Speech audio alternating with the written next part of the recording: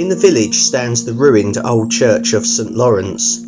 Sir Lionel Lyde, the lord of the manor, decided to rebuild the church in a different location and set his men to pull the church down, apparently without informing the Bishop of Lincoln, in whose diocese it stood. The bishop ordered the work to stop.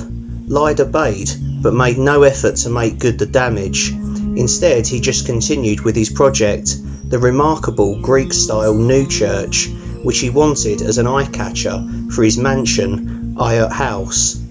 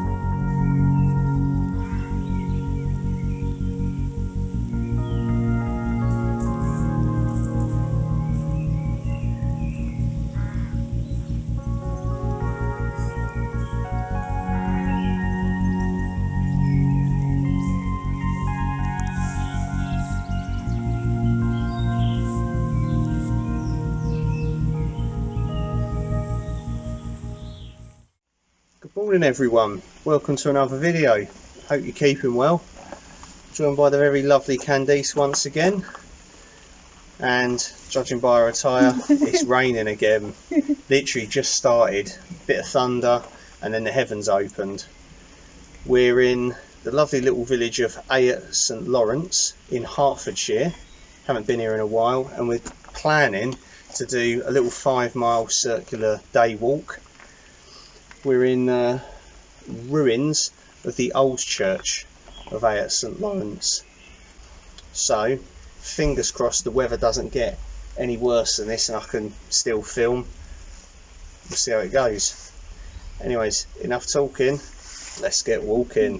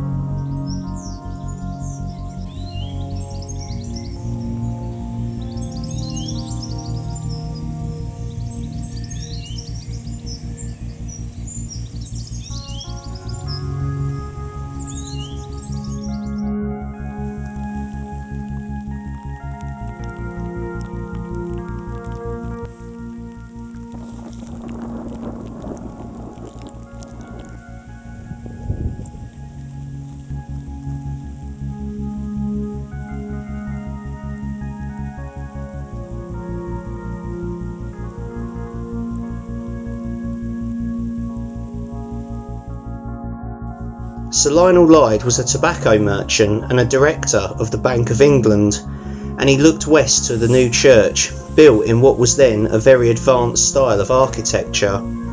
He used the architect Nicholas Rivet, who, with James Athenian Stewart, had published Antiquities of Athens, the first volume appearing in 1762.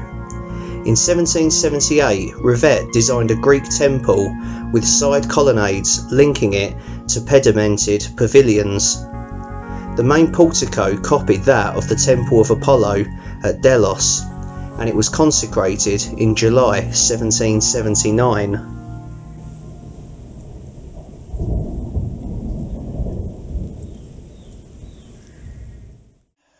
We're sat under the huge Greek style portico of the new church of St Lawrence in Ayot St, and it's absolutely chucking it down. There's thunder and lightning, as you've probably just seen on the video.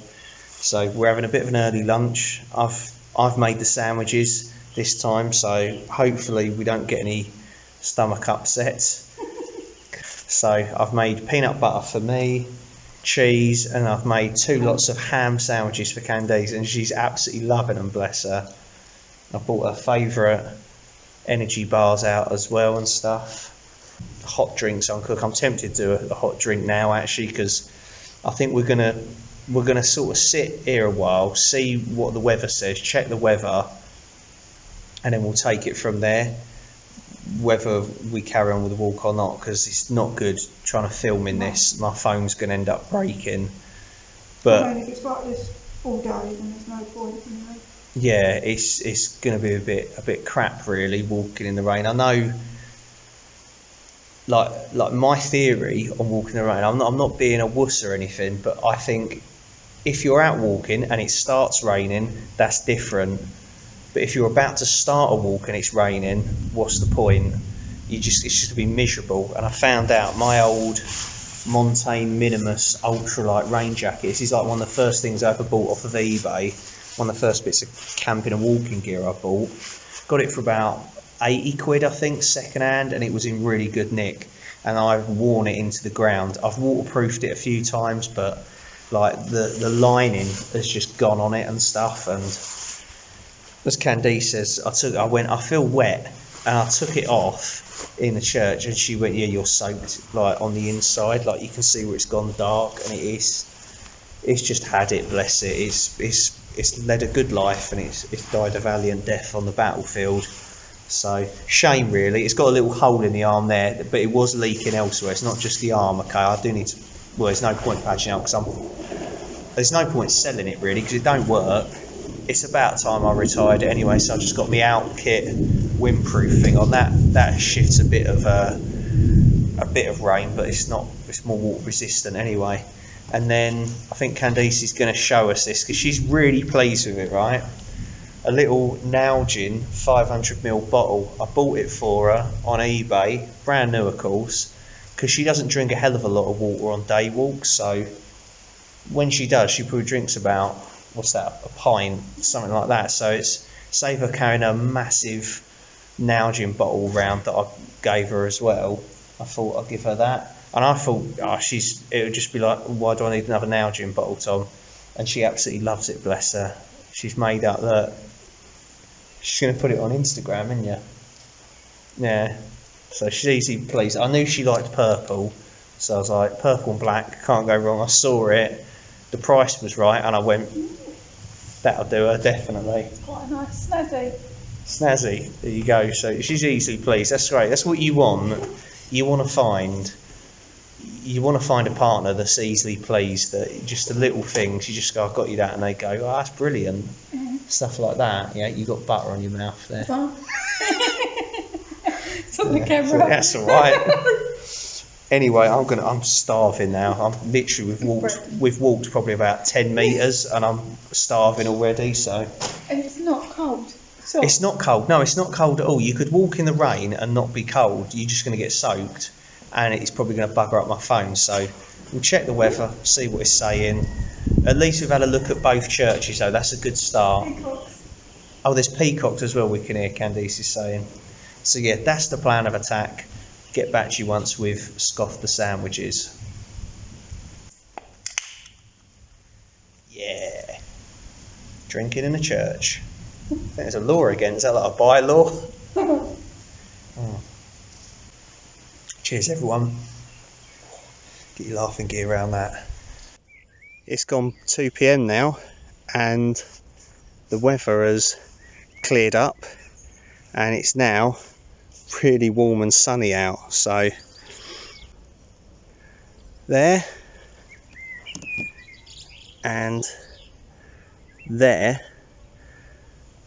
each one of those is like a grave. It's like they're mausoleums. So the man that built this church, or well, paid to have it built was Sir Lionel Lyde in 1778, and the story goes that him and his wife were so unhappily married that even in death he wanted them separated. So one of them has a mausoleum at one end of the church and the other one has one at the other end, which is kind of miserable really. And then the house over there, big red brick house through the trees, that was where he lived. And well, sort of the story goes was that he didn't like the old church back in Ayot St Lawrence, and he could see it from his house. He didn't like it, so to improve the view he had this built, but not before he decided to get his cronies to knock that church down without the permission of the diocese and the bishop. So the bishop kicked off and was like, "You can't do that, mate, what are you doing?" So he had to stop demolishing that church, but he didn't try and rectify his wrongdoing. He just left it and then carried on building this monstrosity. I mean, it's a cool looking building, but I personally prefer the look of the other church. And he had this done in the Greek revivalist style of the time, designed by Revett, and it's only this side that's been done like this. The rest of it around the back is pretty naff, and that was just so he could see that from his house. That was the entrance that he would have gone in with him and his other dignitaries and stuff, and then all the peasants and that had a little side door which ended up getting knocked down. So if you ask me, he sounded like a bit of a twat. This church was actually built or funded with slave money from stuff from the slave trade and stuff. So yeah, at the moment, the current situation, that's not great. So it's still interesting. I just think the thing about him and his wife is brilliant. At one end pavilion is an urn under which Sir Lionel is buried, and at the other end pavilion, under another urn, lies his wife. Apparently their marriage was unhappy, and he took the view that the church, having united them in holy matrimony, should physically keep them apart in death. Certainly it is a remarkable design for the 1770s, and a telling demonstration of the dictatorial powers of Georgian landowning gentry. Ayot St Lawrence is only accessible by winding country lanes and is immensely popular with visitors and walkers. Notwithstanding the two churches and the Brocket Arms pub, the main draw is Shaw Corner. This Edwardian villa, built as a rectory, was George Bernard Shaw's home from 1906 until his death in 1950. We're also approaching Shaw Corner, which was the house of George Bernard Shaw, and I completely forgot about the fact that George Bernard Shaw lived here. I'm sure a lot of you have heard of him before. I was too caught up in the Sir Lionel Lyde travesty of the churches and completely forgot to mention that to you. So we're approaching that. It's owned by the National Trust, so that means it will be shut, but I'm sure it will be open again soon. Shaw Corner was presented to the National Trust by George Bernard Shaw, 1856 to 1950, in his lifetime, and he died here at the ripe old age of 94 after falling from an apple tree that he was pruning. His country home from 1906, the property is preserved much as he left it, and his writing summer house survives. Here he worked on many of his most well-known plays, such as Pygmalion and St Joan.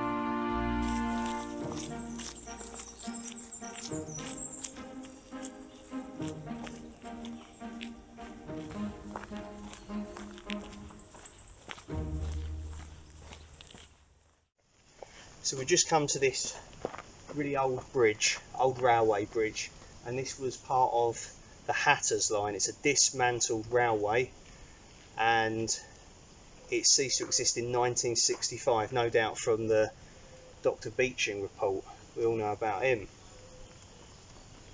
And there's a lot of features surviving of this old railway. There's the old concrete wire fence, of course the bridge itself, track is up the top there of course, and there's even an old swing gate, remains of that, the other side of the tunnel. Really cool. Before Ayot St Peter, we pass along part of the old Hertford, Luton and Dunstable Railway, opened in 1858 and closed in 1965. It was called the Hatters Line because much of its freight traffic was straw hats, made in and around Luton, the centre of the straw plaiting industry. Today, the track bed serves as a footpath between Welwyn Garden City and Wheat Hampstead.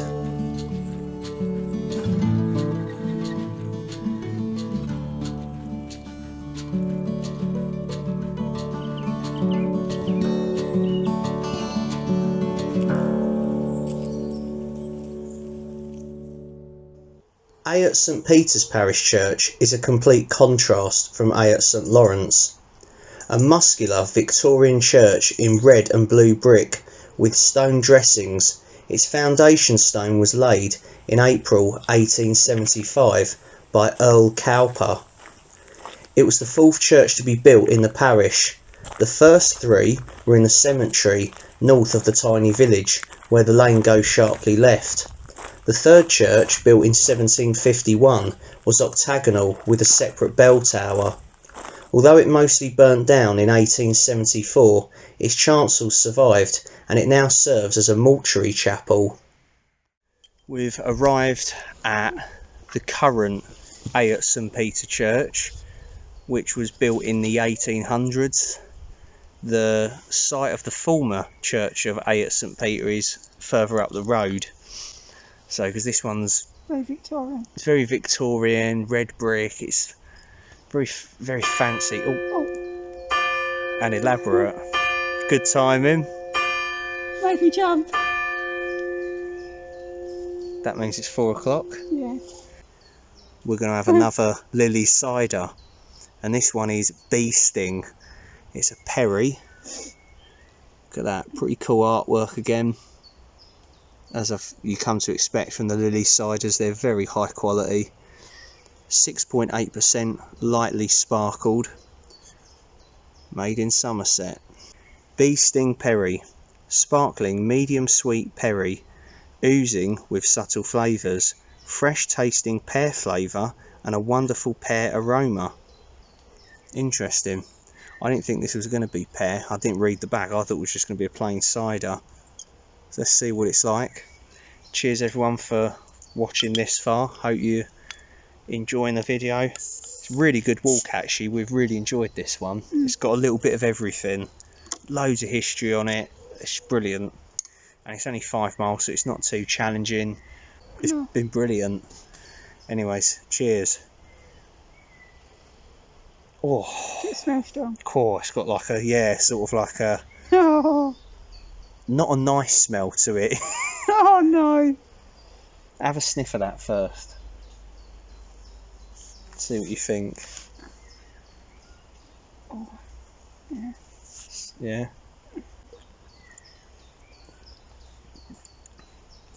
Oh yeah, that's strong. Definitely tastes of pear though, doesn't it? That's alright. It's alright, yeah? You think it's alright? I just can't get over the smell of it. It's got quite a thick taste to it. Sort of, and it's not really fizzy.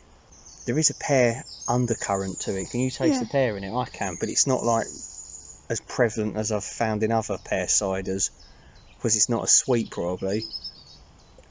It's probably one of the strongest cider I've actually consumed, 6.8. I mean, one of the other ones that I've got coming up is Gladiator by Lily's, and that's like 8.2 or 8.4. That's ridiculously strong. So this I think so far it's probably been the worst one out of all the Lily ciders I've had, but that doesn't mean it's a bad cider. No. It's just the others have been so sweet and so fruity tasting. This tastes like a proper cider, really. So if you like proper ciders, then you will love this cider, and that's what I mean. It is a really good cider for that. It's just personal preference for me. I prefer something a bit sweeter, a bit weaker. What would you give it first? I'd give it a 6. A 6 out of 10, yeah? Yeah, that's good. Okay. It's in the middle. Yeah, I'd give it... It's not the worst strong cider I've tasted. It's not the worst strong cider you've tasted, No. By far. No. Excuse me. I would give it... I'd give it a 7.5 out of 10. Yeah, I would say it's probably the best strong cider I've had, actually. But that doesn't mean it's the best cider overall that I've had. It's probably too in depth this, isn't it? It's only meant to be a joke, but it's probably the best Perry cider I've had anyway. Yeah. So, but compared to the other Lily ciders I've had so far, it's not my favourite. Hopefully that makes sense. Just buy yourself a Lily's Night In cider box of 10 ciders for 26 quid, and you'll get this one in the crate, because they don't let you choose. You just get a set flavours, and you'll see for yourself. It's worth ordering. If you like ciders, honestly, get a box of them. Cheers.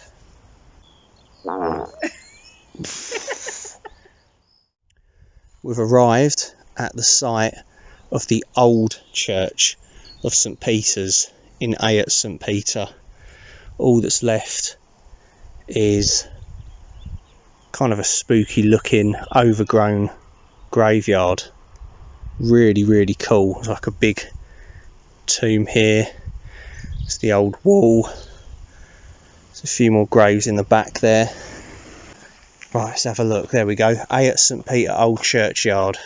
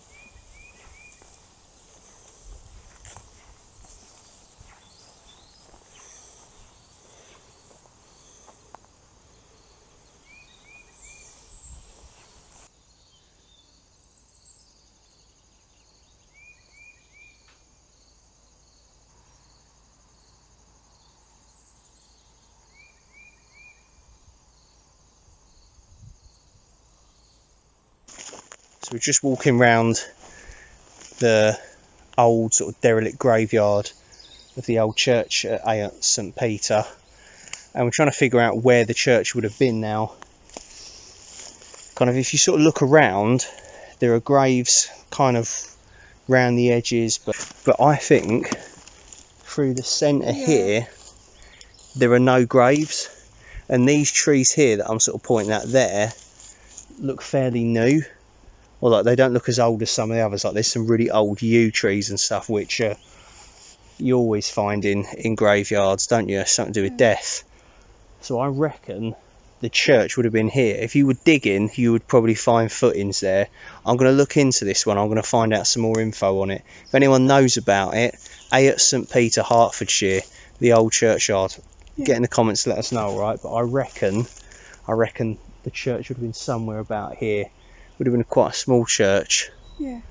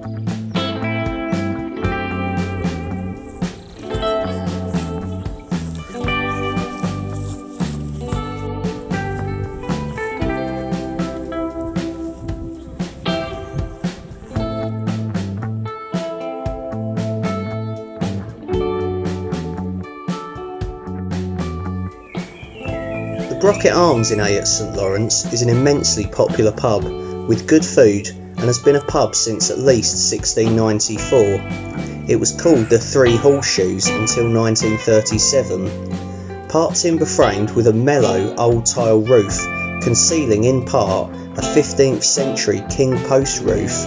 It has 18th century alterations and additions. So we're back in Ayot St Lawrence, just in front of the ruins of the old church where we started earlier on, and as you can see, it's cleared up. It's actually been really nice weather. It's been really hot and humid, but no rain. There was a little bit of thunder earlier on. Apart from that, just that rain earlier on up at the Greek revivalist new church. I've had a really good time doing this one. I'm really glad we stuck it out and we didn't go home. We waited for the rain to stop and then just went, right, let's crack on with the walk. Ayot St Lawrence, Ayot St Peter, two really nice little villages. We've seen two ruined churches. We've got this one, which is beautiful. It's beautiful and it's the showstopper, really. Loads of old houses. Of course, you've got George Bernard Shaw's house, owned by the National Trust, which is literally round the corner at Shaw's Corner. But yeah, this church ruin here has been amazing. The graveyard remains at Ayot St Peter. The old church was amazing, and of course you've got the two modern churches at each village. And as much as we kind of disliked Sir Lionel Lyde and his church, it was distinctive. It was different, and it had an interesting bit of history to it. So I liked that. And the walk along the dismantled railway, the Hatters line, the Ayot Greenway, was really cool as well. And I saw some really good wild camping spots as well. So looking at maybe doing a long distance route along that and wild camping would be pretty cool. So I hope you've enjoyed watching the video. We've had great fun making it. Get in the comments and let us know what you think.